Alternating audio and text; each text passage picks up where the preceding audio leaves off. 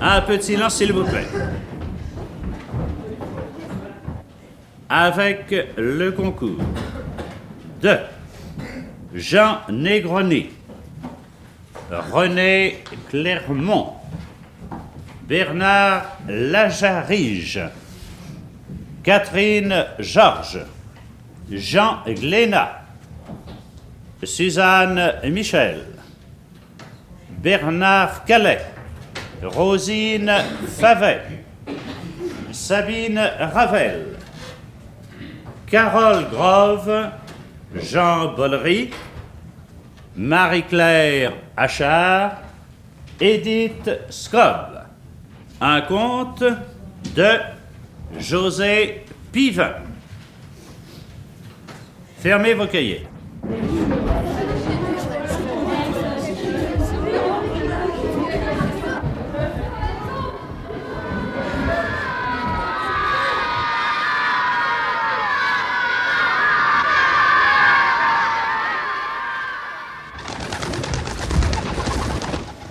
Les Bohémiens des algues.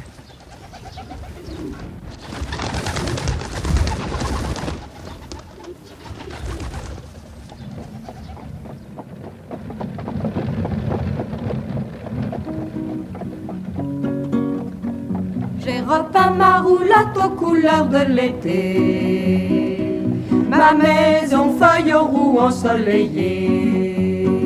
J'écoute la crinière de mon cheval bruissant, clapotis de sabots au parage des routes, parmi les herbes grêles,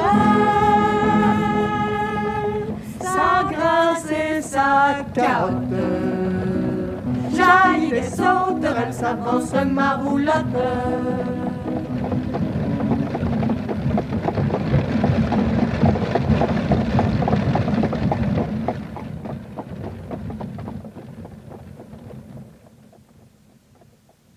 Une famille de bohémiens qui voyageait entre Francis-Garnier et Ténès sur la côte algérienne rencontre un groupe d'orphelins qui habitent une île creuse, ancienne écurie à éléphants de l'époque carthaginoise.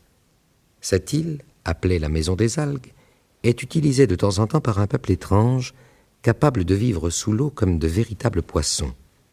Ce sont les descendants de Phéniciens qui ont réussi à construire une véritable ville de verre sous la mer, Kar Hatchat, c'est-à-dire la ville nouvelle. Les sirènes de Kar Hatchat et les bohémiens des algues avancent sous les eaux de la Méditerranée, les uns dans un tunnel construit par les hommes poissons, les autres nageant avec les maillots et les branchies artificielles amenés par les sirènes. Ils ne se doutent pas qu'un sous-marin inconnu les suit et qu'un pêcheur a découvert une entrée du tunnel sous-marin. Les voici, après un mois de voyage, devant les portes de Kar Hatchat.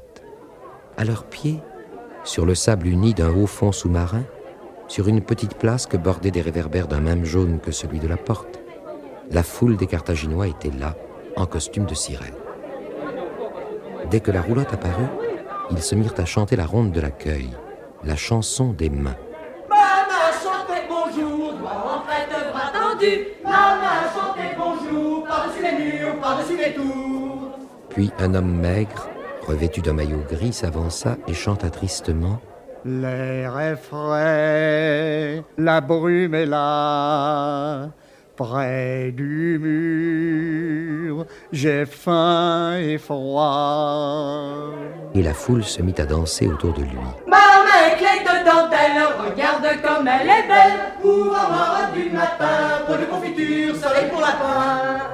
Et ce fut une jeune femme pâle qui sortit de la foule pour chanter d'une voix sans force.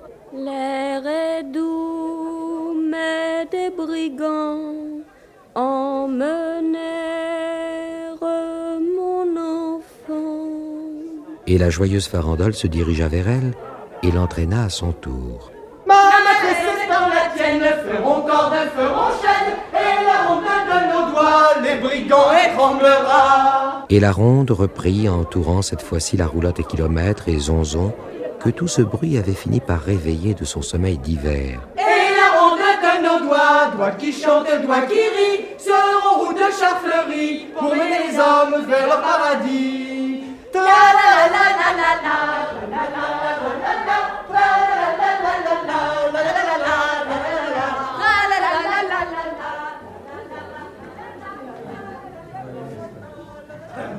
voici chez vous. Peut-être avez-vous été surpris par cet accueil bruyant et cette ronde. Et un peu, il faut le dire. Surpris, mais non pas déçu. Mais ce pauvre homme qui n'avait plus rien à manger, vous allez lui donner de la confiture. Et cette pauvre femme, croyez-vous pouvoir retrouver son enfant? Mais il n'y a jamais eu d'affamé, ni de femme ayant perdu son enfant. Ce sont 2 habitants de Karachat que nous avons choisis pour jouer ces rôles. Il s'agit seulement de nous rappeler notre union. Il paraissait pourtant ne pas avoir mangé depuis 8 jours, votre bonhomme. Et il avait une mine triste. C'est son aspect habituel, c'est notre veilleur de nuit. Oh tenez, le voici.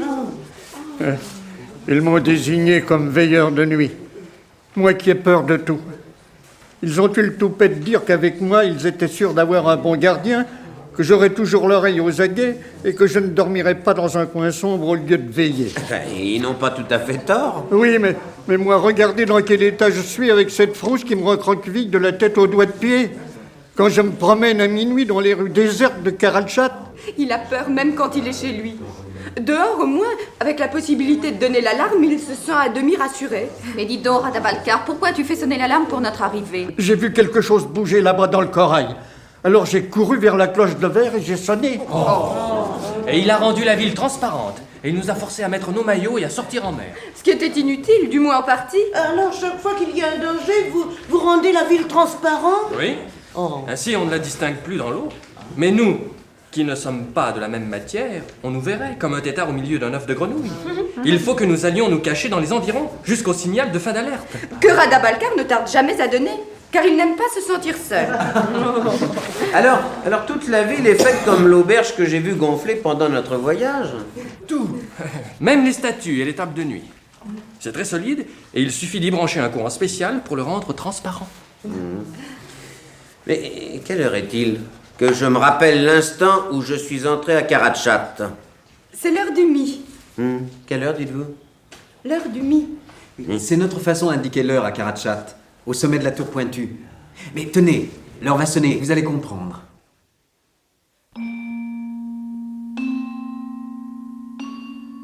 À l'autre bout de la place, il y avait en effet une tour dont l'horloge n'était qu'un grand disque blanc, et une barque venait de sortir d'une petite porte avec ses mouvements saccadés qu'on les jouait mécaniques. La barque passa devant l'horloge blanche comme la lune, et l'on vit dans l'embarcation une statuette représentant une fille qui passait les cordes d'une harpe pour donner l'heure. Cela doit correspondre à 7 heures du soir chez vous. Oui, c'est à peu près ça. 7 heures? Mais où sont mes enfants? Je les ai vus entourés par la ronde. Ah, les voilà, avec tous ceux la maison des algues. Vous avez fait bon voyage? Oh, c'était merveilleux. Je crois que maintenant, je n'ai plus qu'à m'asseoir pour le restant de mes jours et à fermer les yeux. Pourquoi faire? Pour me rappeler ce que j'ai vu. Mais où étiez-vous? Nous avons été enlever nos maillots dans la maison de Tanit. C'est joli, avec des fleurs partout, des fleurs splendides. Des fleurs? Oui, je veux dire des algues. Je savais pas qu'il pouvait y en avoir de si belles et de tant de couleurs différentes.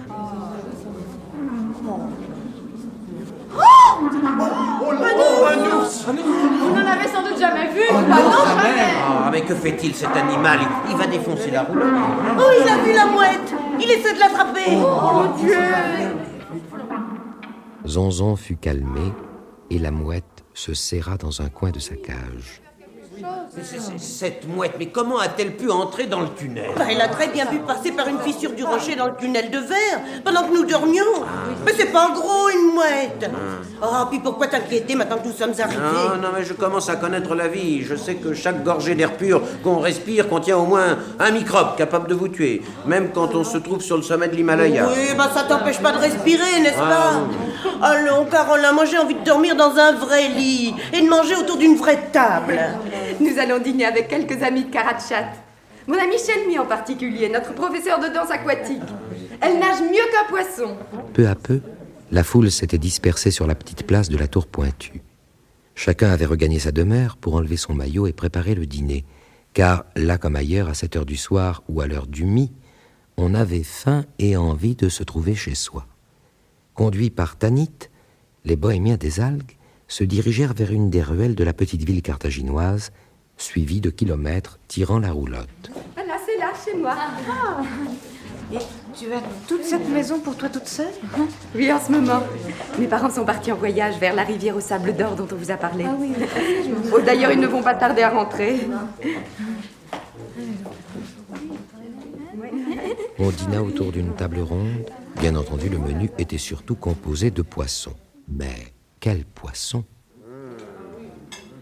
Quel rouget, hein? Oh, ça n'a rien à voir avec ceux que tu achètes, mon bohemien. Ça, il n'est pas passé par la glace, là. Non, mais je commence à m'y connaître. Eh ben, c'est toi qui feras le marché quand nous serons revenus là-haut. Tu te rappelles, la seule fois que tu y allais, mais tu m'avais rapporté des merlins qui avaient des yeux de fantômes. Ils devaient être morts depuis 2000 ans. Et tu les avais payés le prix d'un tableau ancien. On mangea, puis comme chacun était très fatigué, on alla se coucher sur des lits qu'on gonflait chaque soir, ce qui était très commode. De la fenêtre de la chambre où Chaume et Lol Michaud avaient été logés, on voyait la plaine de sable obscurcie par la nuit. De temps en temps, des poissons phosphorescents passaient.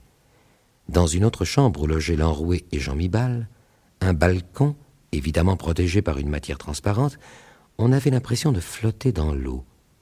Là aussi, la lumière attirait les poissons. Si j'éteignais, nous verrions mieux les poissons phosphorescents. Bien sûr, éteins.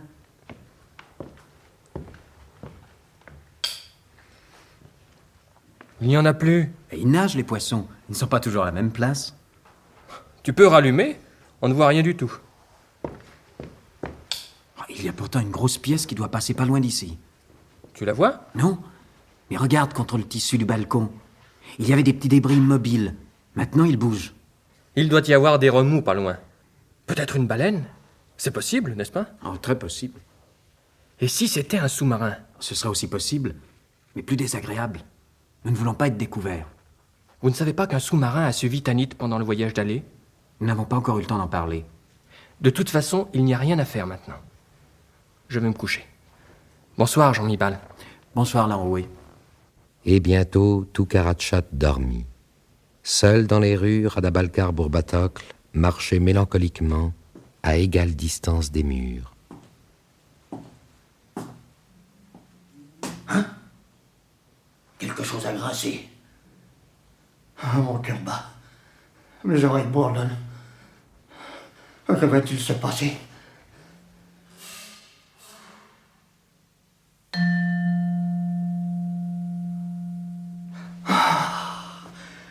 C'est encore l'heure qui sonne. L'heure du dos. Minuit. Un seul coup. Le coup qui frappe. Il y a heureusement pas beaucoup de petites rues sombres à Karatchat. Rien que les 3 rues qui mènent aux portes d'or. Toutes les maisons, les boutiques, les auberges se trouvent autour d'une place centrale où il me suffit de tourner tranquillement autour de la tour pointue. Alors, il faut pourtant que j'y aille à ces portes d'or. Là, c'est le plus mauvais moment de la tournée. Il faut que je les prenne, ces petites rues, et que j'aille jusqu'à la porte, et que je vérifie si tout va bien de l'autre côté, dans cette mer remplie de poulpes. Ah, l'autre côté. Ah, je n'aime pas ça.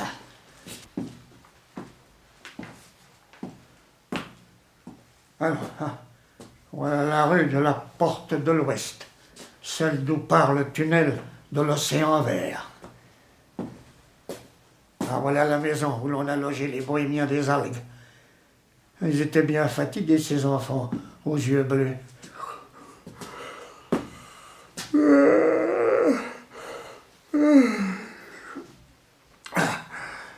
Ah, voici la porte d'or. Ah, voyons les verrous. C'est bien fermé. Ouvrons maintenant la petite lucarne.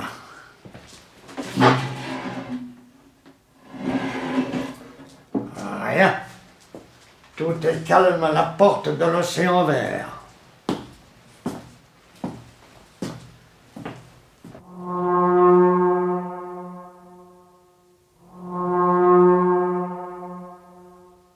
À la porte de l'océan vert, tout va bien. Tout va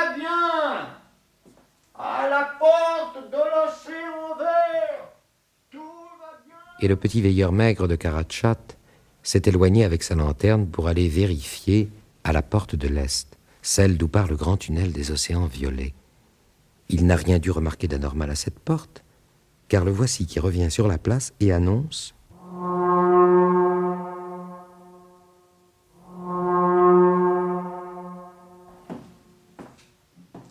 À la porte de l'océan violet, tout va bien, tout va bien. À la porte de l'océan violet. » Et le voici qui se dirige maintenant vers la porte du sud, celle d'où part le tunnel de la mer Bleue, celui qu'a suivi la roulotte avec Carolin et maman bohémienne. Sa lanterne fait un cercle sur les pavés en algues agglomérées de la rue. De temps en temps, il la lève, et l'on voit alors les façades des maisons qui, à l'intérieur de la ville, ne sont pas en verre, mais aussi dans cette matière d'algues traitées qui leur donne des teintes rouge sombre, vert sombre, jaune sombre, ce qui les rend jolies et, semble-t-il, aimables. C'est d'ailleurs pour se redonner du courage en les voyant si accueillantes que Radabalkar Bourbatok les regarde de temps en temps, bien plus que pour vérifier si tout va bien. Le voici qui disparaît à un tournant, celui qui mène à la porte de la mer Bleue. Il revient en courant. Alerte! Alerte! Alerte à la porte de la mer Bleue! Alerte! Alerte! Alerte! Alerte!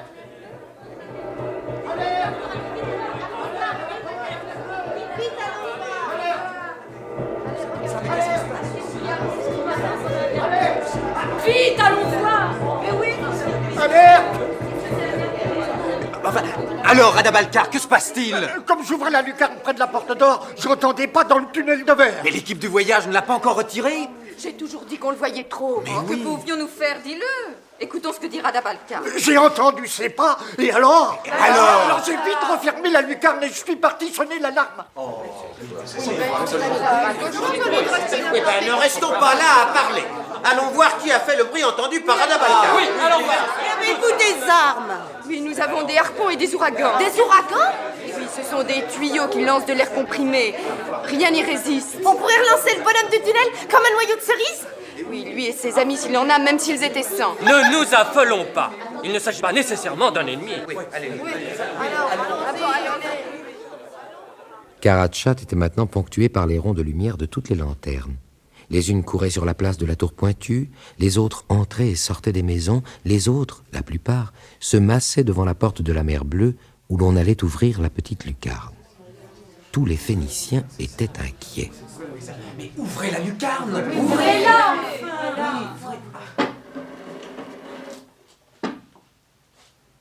Que voit-on? Qu'est-ce qu'on voit? Il y a là un homme avec une casquette de marin. Je crois qu'on peut ouvrir, il est seul.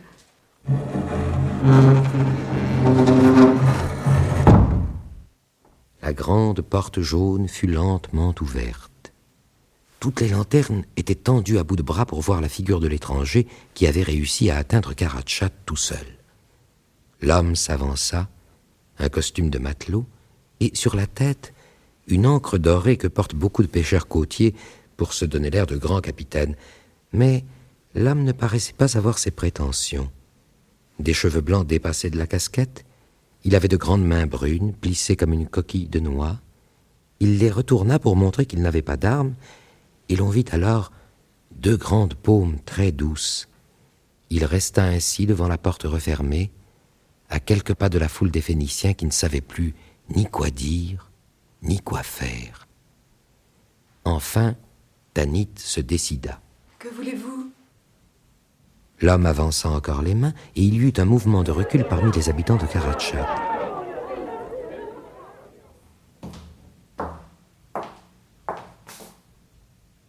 Je suis entré dans le tunnel de verre par la grotte aux mouettes et je vous ai suivi. Voilà tout. La foule se tut. Le pêcheur regardait les Phéniciens et paraissait chercher un regard accueillant. Les bohémiens des algues plissaient le front. J'ai l'impression d'avoir déjà vu la tête de ce marin. Tiens, moi aussi. Voyons, ces gros sourcils roux, avancés comme des hameçons. On dirait le pêcheur de saumon de notre village. Mais il n'avait pas les cheveux blancs. Il a pu vieillir. Plus je le regarde, plus je pense à lui. Quelques minutes s'écoulèrent dans le silence, puis l'horloge de la tour pointue sonna l'heure. Ce rappel du temps remit en action les pensées des habitants de Karatchat et celles de ses invités. Mais que faire? On ne pouvait pas renvoyer le pêcheur. Et le faire entrer dans la ville mystérieuse pouvait être dangereux. C'est alors qu'on entendit des grognements se rapprocher dans une des ruelles donnant sur la place. Puis, il y eut un bruit d'ailes rapide. La mouette s'est échappée et Zonzon la poursuit. Je sais pas pourquoi il en veut à cet oiseau. Oh, regarde, Jaume, la mouette. Elle s'est posée sur l'épaule du pêcheur. Il la caresse. Elle lui pince l'oreille avec son bec pour l'embrasser. Ils se connaissent. Puisque vous êtes entrés, que vous avez découvert notre ville, le mieux serait que nous puissions savoir qui vous êtes. Mais il est tard, nous sommes tous fatigués. Nous allons vous donner une chambre à l'auberge de Karatchat. Et Radabalkar Bourbatocle, notre veilleur de nuit, vous surveillera. Demain matin, nous parlerons plus tranquillement et plus clairement. Moi, je surveillais ce bandit, mais voyons, t'as dit qu'il va me dévorer. Mais non, Radabalkar. Un bandit qui ne fait pas de mal aux mouettes ne peut pas être un vrai bandit. Oh, ça, moi j'ai connu une femme qui battait ses enfants, mais le serin qu'elle avait dans une cage aurait pu lui griffer la figure sans qu'elle fasse même un geste pour l'en empêcher. J'ai très sommeil, monsieur le veilleur de nuit. Je ne crois pas que je vous dérangerai autrement que par mes ronflements. Les ronflements, je n'aime pas ça. Ça me fait peur. J'ai entendu un jour un feu de cheminée. Oh, ça ronflait. Écoute, Radabalkar, tu es insupportable. Tu vas continuer ta ronde et nous ferons garder le voyageur par quelqu'un d'autre. C'est une simple mesure de prudence de notre part. Ne nous en veuillez pas, monsieur. Monsieur, comment vous appelez-vous? Je suis Peter Fogel, plus connu chez moi sous le nom de Oncle Pete. Oncle Pete! J'étais sûre que c'était lui. Oh, moi aussi. Mais c'est la petite Nilda Esham. Comme vous avez grandi, mes enfants. Vous connaissez? Bien sûr, nous sommes du même village. Tous les enfants me connaissaient bien et m'appelaient leur oncle, Oncle Peter, Oncle Pierre ou plus familièrement Oncle Pete. Vous vous rappelez les petites barques en sapin que vous nous faisiez? Oui. Et le château en ruine que vous nous aviez emmené voir sur les bords du Rhin? Je crois qu'il est inutile de vous faire surveiller. Oh, bien sûr que non. Et rassuré, le gros de la foule regagna peu à peu son domicile. Vous allez loger chez le père suffisant. C'est le nom de l'aubergiste? Oui, lorsqu'on va manger chez lui, il demande toujours « C'est suffisant, monsieur, dame? En voulez-vous encore un peu? Si c'est pas suffisant, il faut le dire. » Voici l'homme qu'il me faut en ce moment. J'ai une faim telle qu'il finira par se lasser et de me demander si c'est suffisant. Oh, cela m'étonnerait. Il est toujours heureux qu'on apprécie ses plats. Mais est-il ouvert à cette heure? Il a dû être réveillé par l'alerte et penser que quelques habitants n'auront peut-être pas l'intention de se recoucher tout de suite. Eh bien, tant mieux. Mais si je n'appréciais pas beaucoup la compagnie du gardien qui devait m'y conduire, j'aimerais pourtant qu'on m'indique le chemin à suivre. Ah mais nous allons vous accompagner. Moi. Vous n'avez pas sommeil? Oh, ils disent ça, mais pas plutôt couchés. Ils vont dormir comme des pingouins pris dans les glaces. Oh, pas moi. Je voudrais entendre parler de mon pays. Tiens, moi aussi. Dites, oncle Pete, le père Bratche a-t-il toujours son corbeau apprivoisé? Et le marchand de choux qui passait avec son tombereau en automne, celui qui avait un nez rouge qu'on appelait Piffron, est-ce qu'il court toujours derrière les enfants qui se moquent de lui? Je n'en sais rien, mes amis. J'ai quitté le pays depuis longtemps et tout a dû changer. Moi-même, vous le voyez, je suis devenu pêcheur. Que pêchez-vous? Des éponges, du corail. Je vais le chercher loin. Seul? Seul. Nous préférons cela. Il vaut mieux que Karatchat ne soit pas trop connu. Et maintenant, nous vous souhaitons une bonne nuit. Et l'auberge du père suffisant? Nous non plus, nous ne savons pas où elle se trouve. C'est vrai, j'oublie que vous aussi, vous venez d'arriver dans la ville de Ver. Mais vous trouverez l'auberge facilement. D'ailleurs, Radabalkar peut très bien vous accompagner. Mais où est-il parti, cet animal?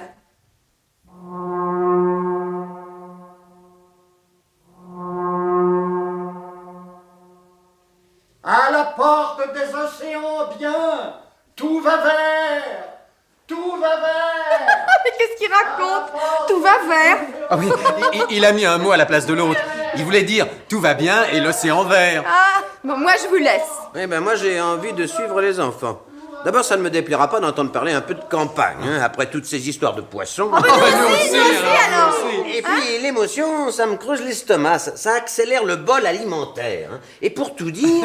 Oui, et pour tout dire, vous êtes tout prêt à souper avec Oncle Pete.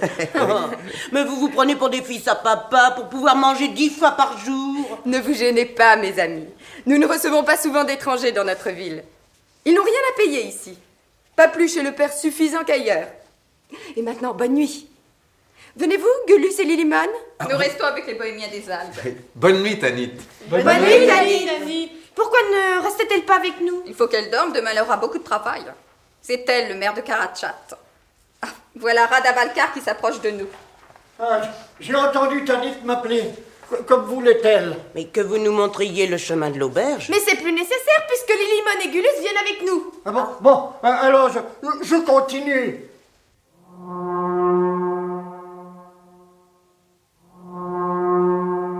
À la perte de la mort bleue, tiens va bout, tiens va bout. Pauvre Radavalkar qui croit dire tout va bien. Je crois que pour lui tout va mal.